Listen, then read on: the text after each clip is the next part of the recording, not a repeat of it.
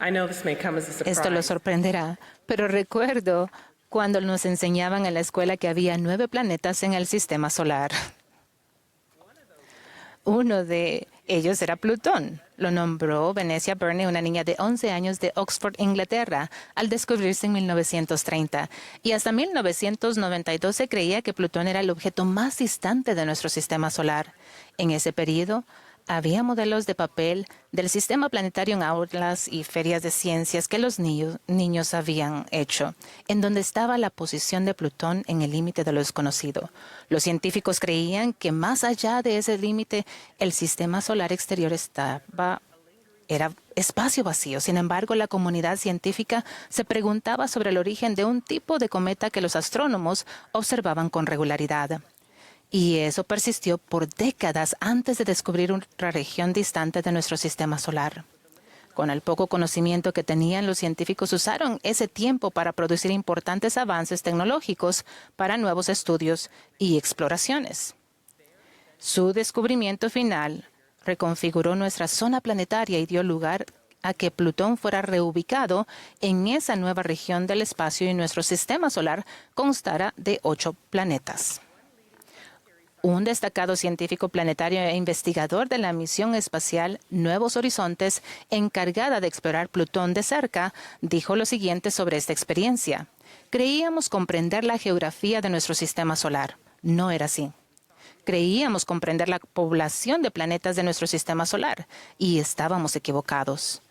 Lo que me sorprende de ese periodo de la historia de la exploración espacial son los paralelismos y diferencias clave entre la metafórica búsqueda de expandir los horizontes científicos y el viaje que nosotros, como hijos de Dios, hacemos para buscar respuestas a nuestras preguntas espirituales.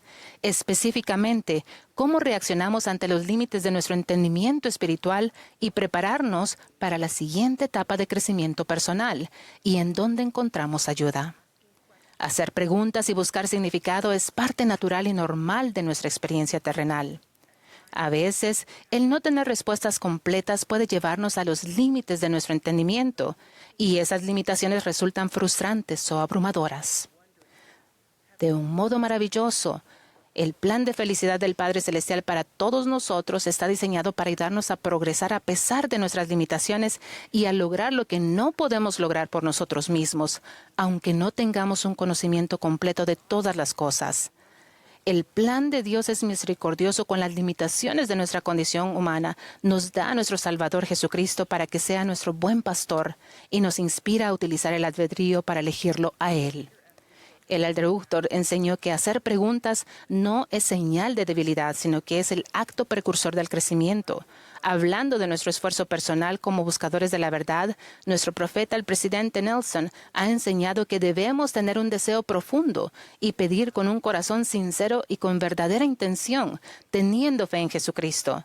Además, enseña que verdadera intención significa que de verdad se tiene la intención de seguir la guía divina que se reciba.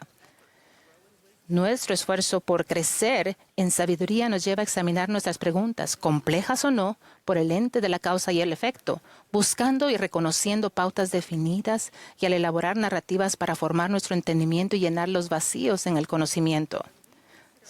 Al considerar nuestra búsqueda del conocimiento espiritual, esos procesos reflexivos a veces son útiles, pero solos resultan incompletos al tratar de discernir las cosas relativas al Padre Celestial y a nuestro Salvador Jesucristo, su Evangelio, su Iglesia y su plan para todos nosotros.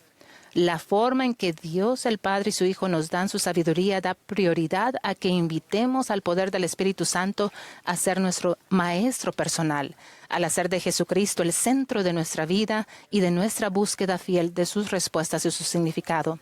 Ellos nos invitan a descubrir la verdad, al dedicar tiempo a estudiar las Sagradas Escrituras y a buscar la verdad revelada en los últimos días para nuestra época que dan los profetas y apóstoles modernos. Nos suplican dedicar tiempo regular para adorar en la casa del Señor y que nos arrodillemos en oración para tener acceso a la información de los cielos.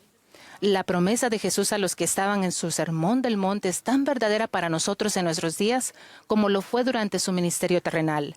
Pedid y se os dará, buscad y hallaréis, llamad y se os abrirá. Nuestro Salvador nos asegura que nuestro Padre, que está en los cielos, dará buenas cosas a los que le piden.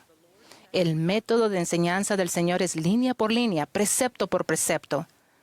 Tal vez veamos que se nos requiere esperar en el Señor en el espacio entre nuestra línea actual de entendimiento y el conocimiento que aún está por llegar.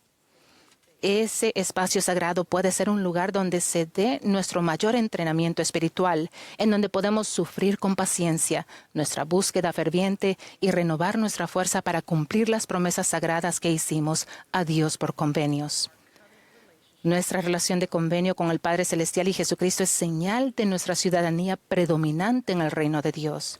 Y para morar en Él se requiere que ajustemos nuestra vida a los principios divinos y nos esforcemos por progresar espiritualmente.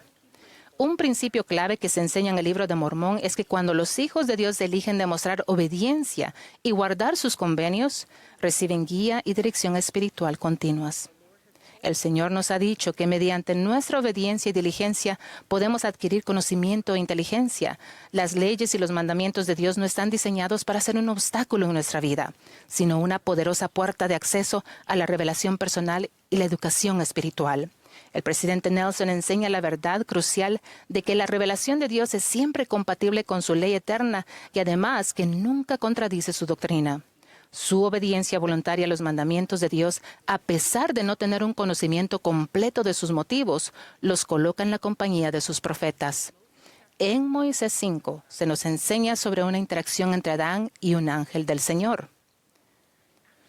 Después de que el Señor diera a Adán y Eva mandamiento de que adorasen al Señor su Dios y ofreciesen las primicias de sus rebaños como ofrenda al Señor, en las Escrituras se nos dice que Adán fue obediente a los mandamientos del Señor. Leemos que después de muchos días un ángel del Señor se apareció a Adán y le dijo, ¿por qué ofreces sacrificios al Señor? Y Adán le contestó, no sé, sino que el Señor me lo mandó. La obediencia de Adán precedió a su entendimiento y lo preparó para recibir el conocimiento sagrado de que participaba en un símbolo sagrado de la expiación de Jesucristo. Asimismo, nuestra humilde obediencia allanará el camino para nuestro discernimiento espiritual de las vías de Dios y su propósito divino para nosotros. El esforzarnos por aumentar nuestra obediencia nos acerca más a nuestro Salvador Jesucristo porque la obediencia a sus leyes y mandamientos establece una conexión con Él. Además, nuestra fidelidad al conocimiento y la sabiduría que heredamos por nuestra fiel adhesión a los principios del Evangelio y a los convenios sagrados es una preparación crucial para estar listos para recibir y ser mayordomos de las comunicaciones del Espíritu Santo. El Padre Celestial y Jesucristo son la fuente de toda verdad y comparten su sabiduría abundantemente. Además, el entender que no tenemos ningún conocimiento personal independiente de Dios nos ayuda a saber a quién recurrir y dónde depositar nuestra confianza principal.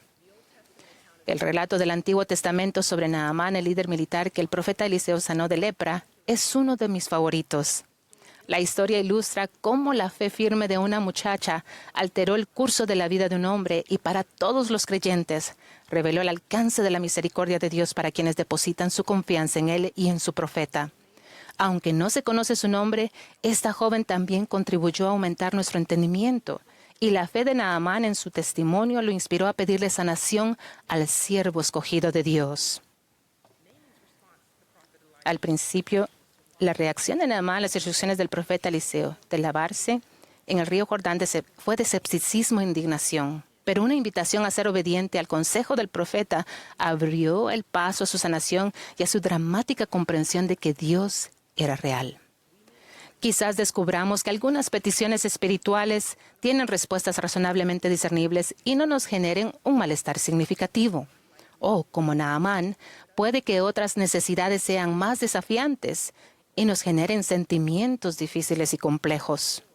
O, igual a la descripción de las primeras conclusiones de los astrónomos sobre el sistema solar, en nuestra búsqueda de la verdad espiritual, lleguemos a interpretaciones menos correctas si nos basamos exclusivamente en nuestro propio entendimiento limitado, cuya consecuencia dolorosa y no intencionada podría alejarnos de la senda de los convenios. Más aún, algunas preguntas persisten hasta que Dios, que tiene todo poder y toda sabiduría y todo entendimiento, que comprende todas las cosas en su misericordia, nos brinde esclarecimiento mediante nuestra creencia en su nombre. Una advertencia importante del relato de Naamán es que resistirse a obedecer las leyes y los mandamientos de Dios retrasa nuestro progreso. Somos bendecidos por tener a Jesucristo como nuestro Maestro Sanador. Nuestra obediencia a las leyes y mandamientos de Dios abre el camino para que nuestro Salvador nos dé el entendimiento y la sanación que Él sabe que necesitamos, de acuerdo con el plan de tratamiento que nos ha prescrito. El Elder Scott enseñó: esta vida es una experiencia de profunda confianza en Jesucristo, en sus enseñanzas y en nuestra capacidad, guiados por el Espíritu Santo, de obedecer las enseñanzas que nos darán felicidad ahora y una existencia eterna significativa y de supremo gozo. Confiar quiere decir obedecer voluntariamente desde el principio sin saber el fin. Para producir fruto, tu confianza en el Señor debe ser más fuerte y duradera que la que tengas en tus propias ideas y experiencias. Él sigue diciendo: ejercer la fe es confiar en que el Señor sabe lo que hace contigo y que Él puede lograrlo para tu bien eterno, aun cuando tú no puedas entender cómo lo hará. Queridos amigos, testifico que nuestras preguntas sinceras sobre el Evangelio les dan al Padre Celestial y a Jesucristo oportunidades para ayudarnos a progresar. Mi esfuerzo por buscar respuestas del Señor a mis preguntas espirituales pasadas y presentes me permite usar el espacio entre las líneas de mi entendimiento y el de Dios para obedecerle a Él y ser fiel al conocimiento espiritual que tengo. Testifico que poner su confianza en el Padre Celestial y en sus profetas que Él ha enviado los elevará espiritualmente y los impulsará hacia el horizonte expandido de Dios. Su perspectiva cambiará, porque ustedes cambiarán. Dios sabe que cuanto más alto estén, más lejos ven. Nuestro Salvador los invita a ese ascenso. En el nombre de Jesucristo. Amén.